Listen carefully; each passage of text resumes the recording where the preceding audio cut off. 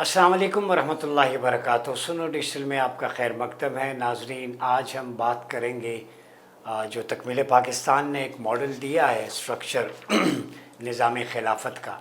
बहुत सारे लोगों की आरा भी हैं, कमेंट्स भी हैं फेसबुक पे, डिफरेंट सोशल मीडिया जो इंस्ट्रूमेंट्स हैं उन पे भी, और आपके कमेंट्स पढ़ के तो एक चीज़ बड़ी होपफुल है कि हमने जो अभी लेटेस्ट जो रेशो निकाली है सर्वे की, more than 80% people of Pakistan they need alternative system जहाँ पे इस्लामिक बाइडिंग प्रोविजंस उनकी इंस्टॉलमेंट हो और उसके मुताबिक वो अपने individual political economic way of style को एंजॉय कर सकें।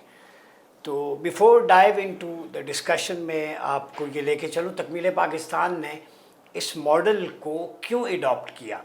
पहली बात जहन में रखें कि ये मॉडल कुरान और सुन्ना का है, ठीक है, डिराइव है कुरान और सुन्ना से। ये मेरी किसी और की फ़र्द वाहिद की या चेयरमैन तकमील पाकिस्तान की जो ज़ाती ख्वाहिश नहीं है, बल्कि ये हर शहरी की, हर मुसलमान की ज़िम्मेदारी है बीइंग अ बिलीवर, ठीक है। इकबाल को अगर हम लें तो the reconstruction of religious thoughts in इस्लाम, ये इकबाल की मारकतुल आरा तसनीफ़ है तश्कील इलाहियात जदीदा के नाम से, जिसमें इकबाल ने पूरे पॉलिटिकल स्ट्रक्चर को, पार्लियामेंट को, इज्तिहाद के उसूलों को बड़ी बारीक बीनी से जो है इंसाइटफुल बयान किया है।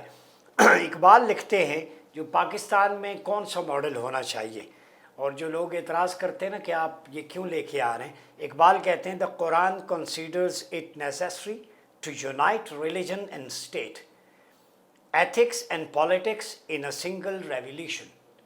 ये बड़ा लाउड एंड क्लियर स्टेटमेंट है, और यही तकमील पाकिस्तान का दिबाचा और प्रियम्बल है कुरान और हदीस के बाद, कि कुरान ये ज़रूरी समझता है कि मज़हब और रियासत, अखलाकियात और सियासियात को वही के एक सिलसिले से मुंसलिक रखे, ठीक है। तो अब ये कुरानिक जंक्शन को इकबाल ने एक्सप्लेन किया कि कुरान के नज़दीक चाहे वो रिलीजन है, पॉलिटिक्स है, मॉरलिटी है और आपकी सोशो इकोनॉमिक ऑर्डर है, इनको वही के डिवाइन रेवोल्यूशन के तहत किया जाए।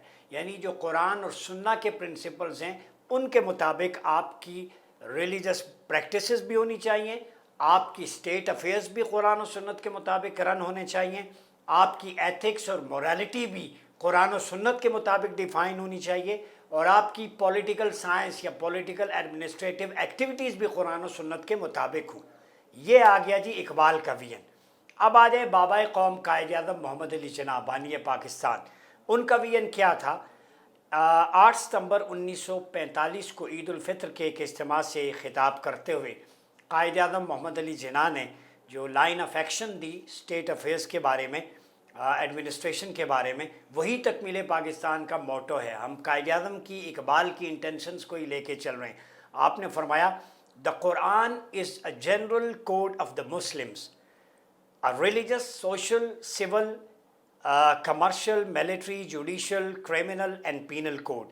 It regulates everything from the ceremonies of religion to those of daily life, from the salvation of the soul to the health of the body, from the rights of all to those of each individuals, from morality to crime, from punishment here that in the life to come.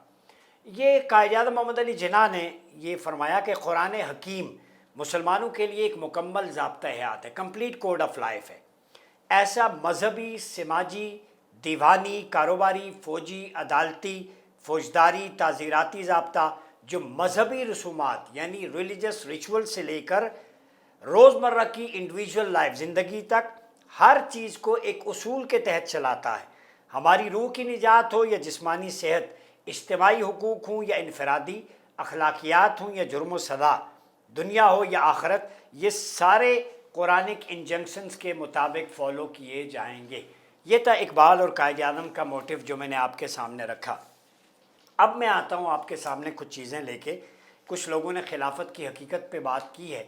तकमील पाकिस्तान का जो structure है वो basic समझाने से पहले मैं आपको एक चीज़ वाज़े कर दूँ कि लफ्ज़ खिलाफत कुरान मजीद में जो है वो मेंशन नहीं है उस तरह से, लेकिन ये 6 हरफी मादा है, उससे तरकीब पाया है।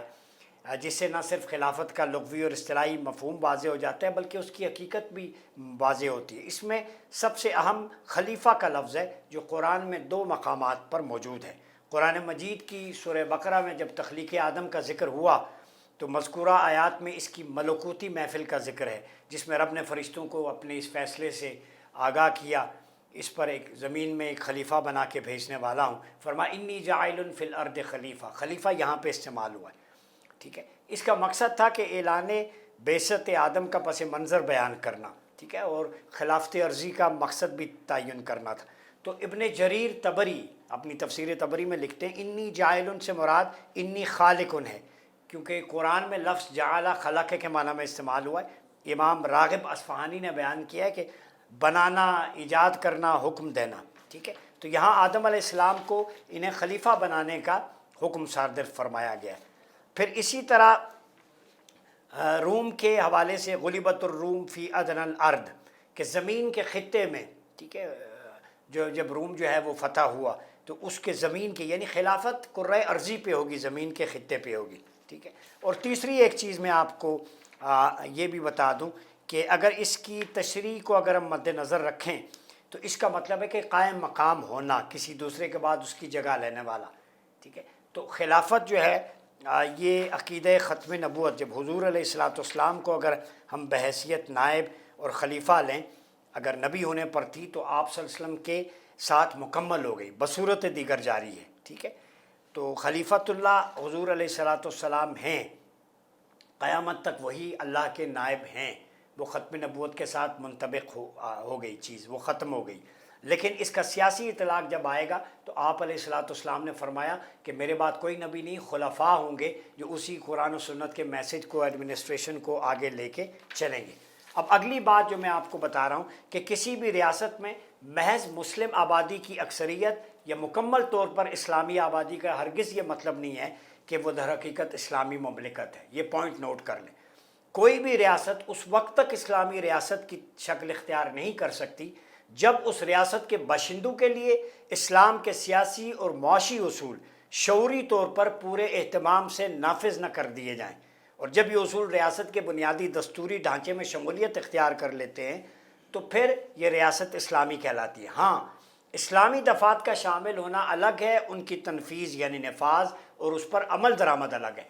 تکمیل پاکستان موومنٹ اس لیے شروع کی گئی کہ یہاں پر کچھ اسلامی دفعات قانون میں تو ہیں، آبجیکٹو ریزولوشن کی صورت میں آرٹیکل 1 to 38 تک، لیکن ان کی انفورسمنٹ، امپلیمنٹیشن ہی نہیں ہے۔ جب امپلیمنٹیشن نہیں ہوگی تو عمل درآمد کیسے ہوگا؟ سوسائٹی کے اندر according to Quranic junction and سنہ آپ کیسے اس کو لے کے چلیں گے؟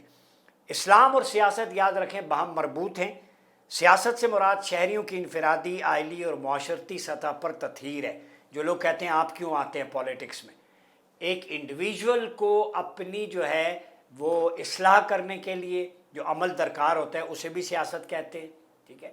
ایک ہوتی ہے تدبیر منزل، اپنے فیملی لائف کو، گھر کو اس کا سربراہ مانیٹر کرتا ہے، وہ پولیٹکس ہے۔ ایک ہوتی ہے سیاست مدن، پورے ملک کا نظام و نسق چلانا ہے، تو سیاست مدن کے اصول بھی قرآن نے طے کر دیے، یعنی اللہ کے احکام کی تنفیذ۔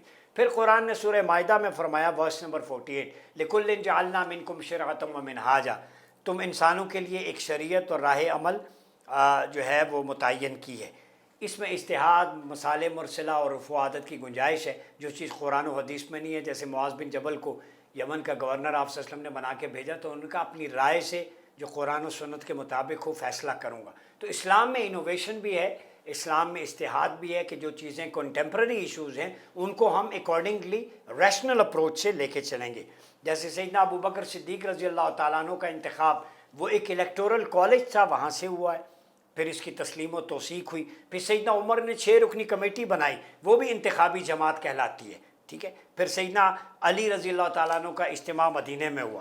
اب جو خلافت کا سٹرکچر ہے، میں اس پہ تھوڑی سی آپ کو بتا دوں کہ خلیفہ جو امیر الجہاد ہوگا، یہ زادہ بسطاً فی العلم والجسم کے تحت کئی دفعہ میں بیان کر چکا ہوں۔ جسم اور علم 2 صلاحیتیں، مضبوط اور قوی ہو، حواس خمسہ مضبوط ہوں، ویل ایکوپڈ ہو جسمانی لحاظ سے، مینٹل فزیکل ہیلتھ اس کی پراپر ہو، وہ ہوگا۔ اور اب اس کے اندر جو نیچے سٹرکچر ہے، چیف جسٹس اسی طرح ہوگا جیسے ہے، قاضی المظالم ایک ہوگا جو پوری دنیا میں ابڈومن ہوتا ہے، ایک محتسب اعلیٰ جسے کہتے ہیں، وہ خلیفہ کے خلاف بھی شکایات لے سکتا ہے۔ یہاں پہ پارٹیسپیٹری کلچر ہے اسلام کے اندر، اس میں وہی اسپرٹ وہ بھی ہے جو آج کے نظام کی ہم نے لی ہے، وہ اسلام میں ہے۔ جو خوبیاں دوسرے نظاموں کی ہیں، خلاف شرع نہیں ہے، اس کو ہم ایکسیپٹ کریں گے۔ صرف ٹائٹل سے مت گھبرائیں۔ خلیفہ سے مراد ہیڈ آف اسٹیٹ بھی آپ لے سکتے ہیں، پریزیڈنٹ بھی لے سکتے ہیں، امیر المومنین بھی لے سکتے ہیں، ٹھیک ہے۔ اور نیچے سپریم کونسل ہوگی جو آپ کی، اس میں تھوڑا سا ایک میں چیز بتاؤں، اصحاب حل و عقد جو اسپیشلسٹ ہیں، ہر اپنے ڈومین کے specialist, 6 religious scholars Hare school of thought کے، وہ ڈائیورسٹی آ گئی۔ 3 ریپرزنٹیٹیو آرم فورسز سے، ٹھیک ہے، اور اسی طرح 2 جوڈیشری سے اور 10 پروونسز سے۔ پھر مرکزی مجلس شورا جو ہے وہ انتظامی امور میں ریاست کو مشورہ دے گی جن میں شریعت کا براہ راست حکم موجود نہیں ہے۔ یہ شورا کا کام ہے اجتہاد کے پہلو سے، کہ فارن پالیسی، ڈومیسٹک افیئرز، مختلف ایشوز جن کا قرآن و سنت میں ڈائریکٹ حکم نہیں ہے لیکن آج کے ٹریڈیشن یا کسٹمز کے لحاظ سے ان کا فیصلہ کیسے کرنا ہے۔ پھر خلیفہ کے معاونین اسی طرح منسٹرز ہوں گے، لیکن وہ سبجیکٹ اسپیشلسٹ ہوں گے، وہ کریڈیبل ہوں گے، وہ نان پروفلیکیٹ ہوں گے، بد کردار نہیں، خائن، کرپٹ پریکٹسز والے نہیں ہوں گے۔ پھر آرم فورسز کے نیچے فوج ایک پولیس ایک رضاکار فورس ہوگی جیسے سیدنا عمر کے دور میں، اور معاونین کے نیچے جو منتظمین ایڈمنسٹریٹرز وہ زراعت سے تعلیم، خزانہ، صنعت اور ٹیکنالوجی اس کے ماہر ہوں گے، چاہے یونیورسٹی پروفیسرز میں سے ہم لے لیں۔ پھر اسی طرح والی جو گورنرز ہیں ان کے نیچے صوبائی مجلس شورا اور ڈسٹرکٹ ایڈمنسٹریشنز ہوں گے، آگے ناظمین جو علاقے میں ترقیاتی اور انتظامی امور کریں گے۔ یہ ڈھانچہ ہم نے آپ صلی اللہ علیہ وسلم کے مدینہ کے سٹرکچر سے لیا اور اسی کو خلفائے راشدین نے اپنے اپنے ادوار میں فالو کیا۔ تو آپ لوگ ان لفظوں کی بحث میں جائے بغیر، لبرلز بھی میں انہیں کہوں گا، ڈفرینٹ سیگمنٹ آف سوسائٹی، وہ گھبرائیں مت۔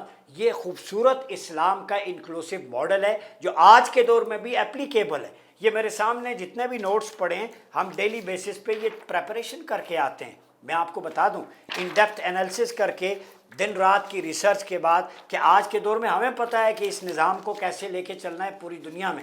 اس میں آپ صلی اللہ علیہ وسلم کی فارن پالیسی، ڈپلومیسی، جو دوسری طاقتوں کے ساتھ ان کے افیئرز تھے، ڈیلیگیشن کے ساتھ، ٹھیک ہے، اسٹریٹجی، ملٹری فرنٹ پہ اسٹریٹجی، اس پہ ہم نے پورا سٹرکچر بنایا ہوا ہے۔ اور آپ کو گائیڈ کرنے کا مقصد ہے کہ پاکستان میں رہنے والے باشندے کوئی بھی اس سے گھبرائے نہ، آپ کے لیے ایکویلٹی اور جسٹس لے کے آئے گا، مائنورٹیز کے رائٹس ہوں گے، انصاف ہوگا بر وقت۔ اور آپ کو یہ بھی بتا دوں کہ انکلوسیونیس کی جب ہم بات کرتے ہیں، ملی ارتباط، کہ پوری سوسائٹی پاکستان کے شہری کا وہ کسی مسلک، مذہب، فرقے سے تعلق رکھتے ہوں یا ان کا کوئی بھی مذہب نہ ہو، ان کو وہی بنیادی انسانی اور آئینی حقوق دیے جائیں گے جو آپ صلی اللہ علیہ وسلم نے میثاق مدینہ کی صورت میں دیے تھے۔